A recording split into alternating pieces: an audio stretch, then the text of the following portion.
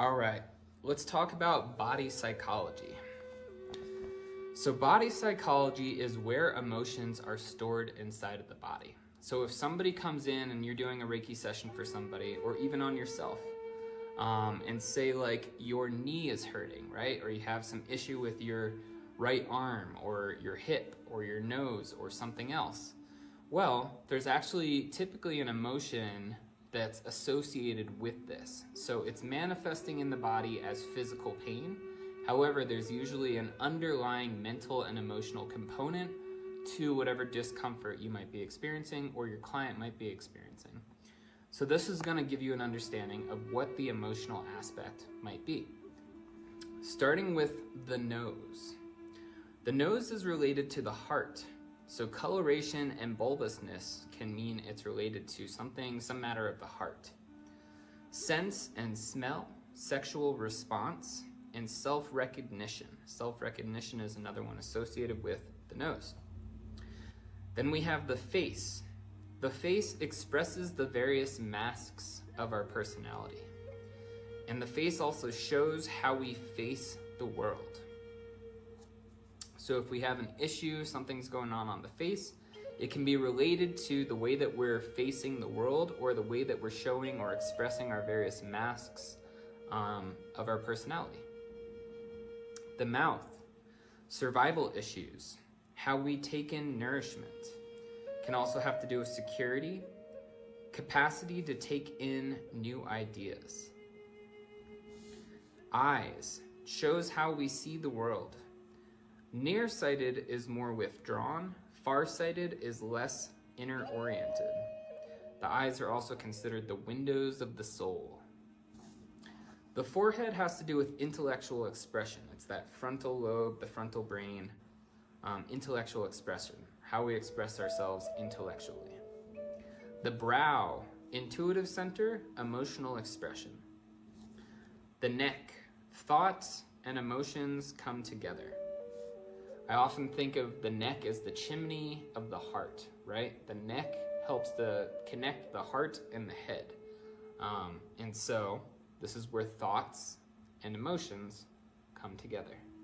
Stiffness in the neck is due to withheld statements. Also, a tightening into the jaw can be with withheld statements as well, but a stiff neck is typically when somebody's not expressing themselves or they're withholding statements. They're not fully speaking their mind. Ears, our capacity to hear, and the ears also have acupuncture points for every area of the body. So there's points all throughout the ear for every single point in the body. Every single area of the body can be massaged through the ears, through the hands, and through the feet. Arms and hands are extensions of the heart center, express love and emotion. The jaw. Tension in the jaw indicates blockage of emotional and verbal communication, or fear or ease of expression. So fear of expressing yourself can be locked in the jaw as well. Next we have the solar plexus or diaphragm. That has to do with power issues, emotional control issues, and the power wisdom center as well. Think of gut knowledge, gut knowing. You have a gut knowing about something. The chest can relate to relationship issues, heart and love emotions, also respiration and circulation. The genitals, related to root chakra containing kundalini.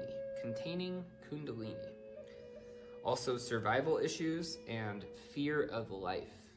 The abdomen, the seat of emotions, contains our deepest feelings, is the center of sexuality and digestive system things.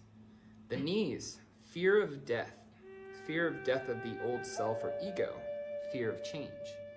So if somebody's having knee issues, it can be related to a fear of change. They're unwilling to change. They're afraid of change in their lives. Also the fear of letting go of an old aspect of ourselves, or like an ego death. A fear of that letting go of something or letting something die can be related to the knees. Also just fear of death of loved ones, of people that we love leaving us or dying. That can be held in the knees as well. Then we have the thigh. The thigh has to do with personal strength, trust in one's own abilities, and the fear of inadequate strength. We have the feet. The feet shows if we are grounded, connected with reaching our goals, and a fear of completion. Arms express the heart center, love, enable us to move, and connect us with the external world. Upper arm, strength to act, fear of being discouraged. The forearm, means of attaining goals or fear of inferiority.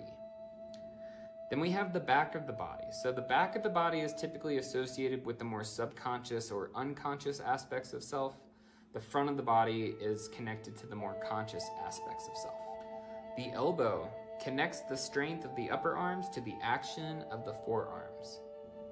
The shoulders, where we carry the weight of the world, fear of responsibility, and women tend to store a lot of emotions in the upper back and shoulders, whereas men tend to store it more in the lower back and kind of abdomen.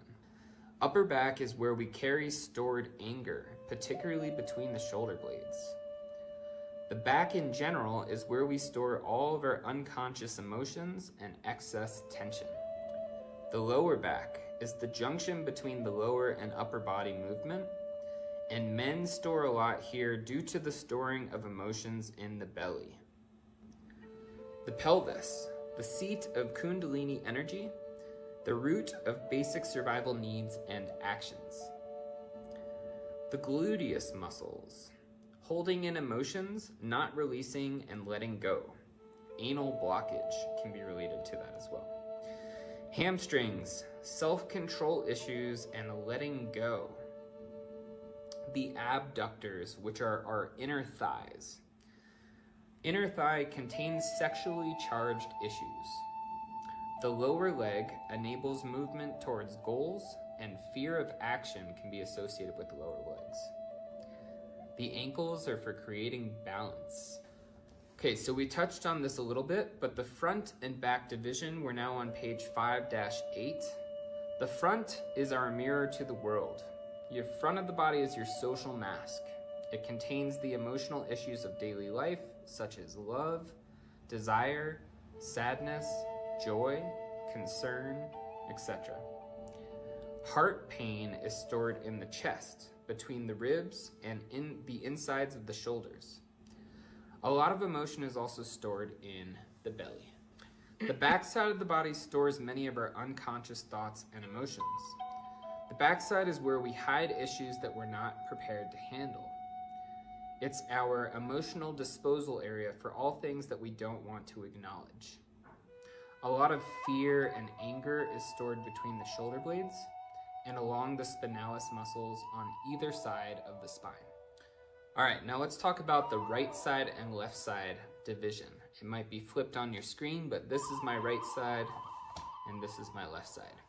So the right side is our masculine side.